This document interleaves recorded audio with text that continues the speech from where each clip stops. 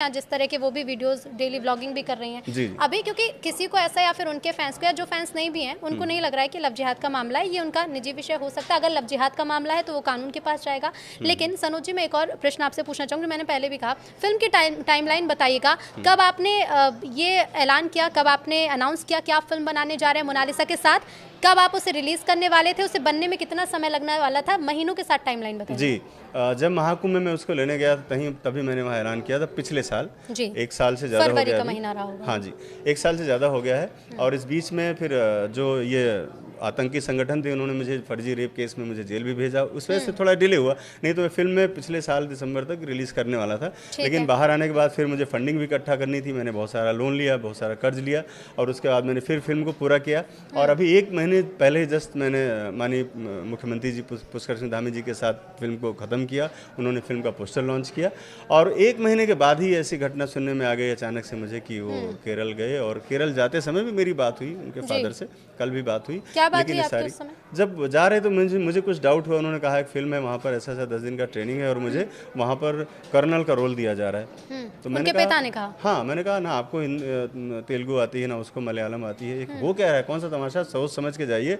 वहाँ कोई आपका अपना है नहीं, ना मेरा भी इतना कोई सर्कल है।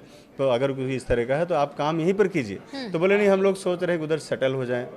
तो मैंने तो कहा जब इतनी बड़ी बात उन्होंने कही कि हम सेटल होने का सोच रहे हैं, आपको पता है, आप खुद कह रहे हैं कि मोनालिसा एक कच्ची मिट्टी की तरह, एक बच्ची है, कूड़ा कागज है। उसके माता पिता काफी भोले हैं, बंजारे लोग हैं जो अपने बच्चों को दूसरों से बात भी नहीं करने देते हैं, मिलने भी नहीं देते हैं। तो जब उन्होंने कहा कि मुझे फिल्म में रोल मिल रहा है, जो व्यक्ति आपके साथ लगातार फिल्मों में काम कर रहा है, जिसका भविष्य आप बनाने का सोच रहे हैं, आप पूरी दुनिया के सामने बोल रहे हैं कि आप मोनालिसा के टैलेंट को तराशने का काम कर रहे हैं, उस व्यक्ति ने अगर आपको कहा कि वो जा रहे हैं केरल और ऐसे राज्य में ना वहाँ की भाषा उन्हें पता है, तो क्या आपने उन्हें नहीं कहा कि एक बार पुलिस से संपर्क कीजिए, या फिर आपने किसी तरह के संपर्क करने की कोशिश की? क्योंकि आपको पता होगा ये चीज़ कि अगर कोई केस होता है या फिर कोई ऐसा मामला होता है तो फिल्म आपकी डूबने वाली है। देखिए, मैंने उनको समझाने का प्रयास किया। मैंने, चूंकि मुझे नहीं मालूम था कि मामला इतना संगीन हो जाएगा, मैंने ये समझाना चाहा कि वहाँ पर अपना कोई है नहीं, आप सोच समझ कर जाइए और वहाँ जाने का प्लान कैंसिल कर दीजिए। जो चीज़ें आप वहाँ चाह रहे हो मैं यहीं आपको कर दूंगा। मैंने कहा 2 टीचर और मैं रखता हूँ यहाँ पर, एक घर और ले लीजिए। कई दिन से मैं कह रहा एक घर और ले लीजिए, 2 टीचर और रख देता हूँ। इसको 24 घंटे बिजी रखिए सीखने में, ताकि अगले प्रोजेक्ट में फिर और मजबूत होकर बाहर निकले। तो ये बात पे उन्होंने हमें कार भी भरा, लेकिन पता नहीं कैसे लोगों ने उनको क्या मूड में दिमाग में डाल दिया कि अगले दिन मुझे गाड़ी चलाते हुए मुझे वीडियो कॉल दिखाया, केरल में घूम रहे हैं। मैं कहा चलो ठीक, अच्छी बात है, बेटी के साथ। तो आप मानते कि माता पिता भी इसमें शामिल है? नहीं, माता पिता को पता ही नहीं। वो भी वैसे जैसे मैं हूँ, वो भी ठगे रह गए। सामने से लड़की उनकी जिसको पैदा किया उन्होंने, और एक सामने से लेकर के वो जिहादी लोग लेकर के चले गए। तो ये वो इनोसेंट लोग, उनके पास इतना नहीं है समझ, वो इस तरह के क्लेवर माइंड वाले लोग नहीं, उनको नहीं पता है कि लव जिहाद क्या होता है, या किस तरह से इस्लामिक जो ऑर्गेनाइजेशन जो काम करते हैं किस तरह से बरगलाते हैं लोगों को, और किस तरह से बहुत बड़ा नुकसान किया है भाई, सनातन के लिए बहुत बड़ा नुकसान है। जितने फॉलोअर्स थे मोनालिसा के, वो सब आज की तारीख में क्या सोचेंगे, क्या हाथ। लेकिन वो तो उसे उसके टैलेंट के लिए फॉलो करते थे ना। वो कौन सा टैलेंट? टैलेंट कौन सा? वही टैलेंट जो आपने तराशने की कोशिश की, वही टैलेंट जो आपने देखा और आपने सोचा कि मुझे मोनालिसा के साथ मूवी बनानी है। मैंने कोई टैलेंट नहीं देखा। मुझे ये लगा कि अगर इस लड़की वो फेमस है तो उसके जरिए मैं फेमस हो जाऊंगा। मुझे सुनिए, फेमस होने के बाद मैं पहले से फेमस हूँ, 18 फिल्में बना चुका हूँ, मैं किसी के नाम का मोहताज नहीं हूँ। मैंने ये सोचा कि लड़की है, अगर ये गरीब लड़की जो भाग कर आ गई है, महाकुंभ में मैं इसको नहीं लेके आया, उसके घर से जाके लेके आया हूँ, जहाँ पर उसको कोई पूछने वाला नहीं था, उसके ऊपर 1.5 लाख रुपए का कर्ज था।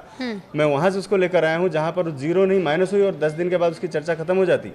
मैं वहां से उसको लेकर के आया हूँ। वहां लाने के बाद मैंने उस पर इन्वेस्ट किया, पैसे खर्च किए, उसको सिखाया, पढ़ाया, और जब वो किसी लायक बनने लगी तो सारे लोग उसको कैप्चर करने के लिए आ गए वहाँ पर। आप समझ रहे हैं इस तरह से कि मैंने उसको खाली नाम के लिए, नाम नहीं, मकसद, मेरा मकसद तो ये था कि बड़े बड़े लोगों के घरों के लोग आकर सेलिब्रिटी बनते हैं। अगर ये गरीब लड़की सेलिब्रिटी बनेगी तो गरीबों की जो लड़कियां हैं उनके भी सपने जागेंगे, वो भी तो अपना कुछ करना चाहेंगे। तो देश में लाखों लड़कियां हैं जो काफी गरीब हैं, लेकिन मोनालिसा ने जिस वक्त फिल्म साइन की थी आपके साथ, जिस वक्त उसने ये फैसला लिया कि उसे फिल्म बनानी, उस वक्त तक वो काफी फेमस हो चुकी थी। लेकिन उसके बाद क्या था?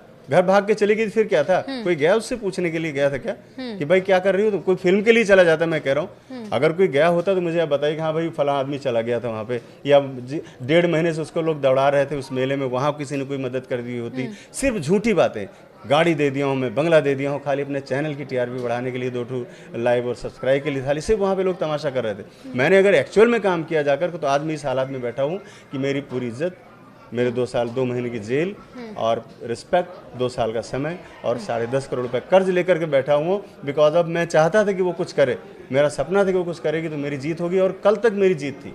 लेकिन कल शाम की जो खबरों ने वहाँ पे ऐसी मुझे हार दी है, ऐसी मुझे मात दी है, जिसका मैं अंदाज़ा नहीं कर सकता हूँ, उसको मैं बयान भी नहीं कर सकता। मूवी पूरी बन चुकी है, जो फिल्म बन चुकी है, गाना सिर्फ शूट होना बाकी है। तो क्या अब वो मूवी रिलीज होगी, हम देखेंगे मोनालिसा को उस मूवी में? अब नहीं मैं बता सकता अभी कुछ। तो आप इस 100% ये कह सकते हैं कि अब वो मूवी रिलीज नहीं होगी? मुझे ऐसा लगता है आने वाले समय में कि राजपाल यादव जैसा कहीं मेरा हाल ना हो जाए, बिकॉज ऑफ मैं कर्जे में हूँ। लेकिन उनके साथ उनकी इंडस्ट्री वालों ने उनका काफी साथ नहीं, मेरा साथ नहीं देंगे, क्योंकि मैं सनातन के लिए काम करता हूँ। तो फिर अगर मूवी बन चुकी तो आप उसे रिलीज करेंगे या फिर कोई लीगल एक्शन लेंगे? नहीं, कैसे करेंगे? लीगल एक्शन तो मैं लूंगा नहीं, वो लोग बड़े इनोसेंट लोग हैं, लेकिन करूंगा कैसे?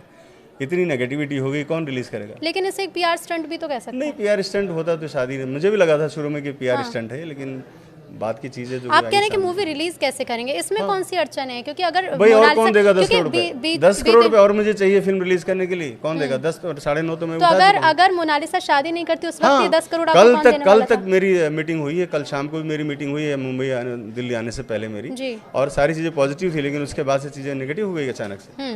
तो फिल्म रिलीज करना कोई तमाशा है क्या? पब्लिक वाले थिएटर में लग गया क्या? उसके पीछे कितना बड़ा प्रोसेस होता है, कितना इंफ्रास्ट्रक्चर खड़ा करना पड़ता है, ऐसे नहीं होता है। बड़ा कॉर्पोरेट आएगा साथ में तब फिल्म थिएटर तक पहुंचती है। इक्का दुक्का फिल्म थिएटर में लगा के मैं शोबाजी थोड़े करने के लिए आगे आप कभी मोनालिसा के साथ काम करेंगे इन फ्यूचर? अरे भाई कभी नहीं करेंगे? आप बोलते हैं बच्ची जैसी है वो आपकी। नहीं भाई, जाने दीजिए। अगर वो आपसे आकर माफी मांगती है? अरे नहीं भाई, कुछ भी नहीं है, छोड़ दीजिए, उस पे बात ही नहीं करना, उस टॉपिक पे बात नहीं करना। नहीं, बात तो हम उसी टॉपिक पे करेंगे क्योंकि हमारा टॉपिक तो मोनालिसा ही है। मैं किसी के साथ काम नहीं करूंगा, मैं जिसके साथ मर्जी होगी, और मैं कभी भी ऐसी गलती नहीं करूंगा कि मैं किसी गरीब आदमी को लेकर के काम करूं। मैं प्रोफेशनल लोगों के साथ काम करूंगा, मेरी बड़ी भारी भूल थी। मैं सेलिब्रिटी के साथ काम करूंगा, जो एस्टैब्लिश है लोग, किसी गरीब को मुझे आगे नहीं बढ़ाना है, मैं आपको बता रहा हूँ। अच्छा, एक आखिरी सवाल मेरा ये रहेगा कि शादी के बाद आपकी मोनालिसा से कोई बात हुई है? कहाँ, मैंने शादी के बाद में करना भी नहीं चाहूँगा। अभी बात हुई कल के बाद मोनालिसा का कोई कॉल मैसेज आपके पास बंदे लोग बोल रहे हैं, लेकिन मैं नहीं करना चाहूँगा। नहीं। तो जिस तरह की सोची सजी साजिश से बताया जा रहा है, फरमान जिस व्यक्ति का नाम है जिससे मोनालिसा ने शादी की है, उत्तर प्रदेश का रहने वाला है। आप कह रहे हैं कि लव जिहाद का ये मामला है क्योंकि इन्हें बाकायदा ट्रेनिंग दी जाती है, ये सब कुछ है। फरमान खुद को एक्टर बताता है, हालांकि किसी आप वही कहते हैं कि किसी कौन सी फिल्म है उसकी? ठीक है, ऐसे कई लोग हैं जिन्हें नहीं देखा है, मैंने भी फरमान को कभी नहीं देखा, लेकिन मैं ये पूछना चाह रही हूँ कि क्या फरमान ने फेमस होने के लिए ये सब किया?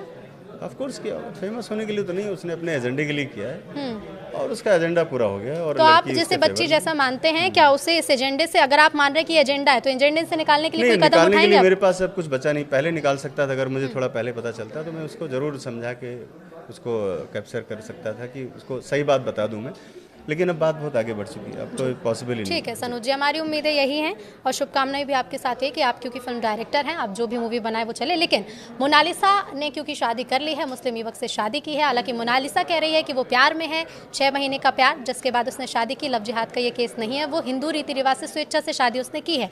लेकिन सनोज जी बता रहे हैं कि ये लव जिहाद का केस हो सकता है, हालांकि ऐसा कुछ मामला है तो वो लीगल प्रोसेस है और वो पुलिस की जाँच में ही स्पष्ट होगा कि आखिर इसके पीछे का अगर कोई एजेंडा है तो वो क्या है। लेकिन फिलहाल इस पॉडकास्ट में इतना ही। नमस्कार।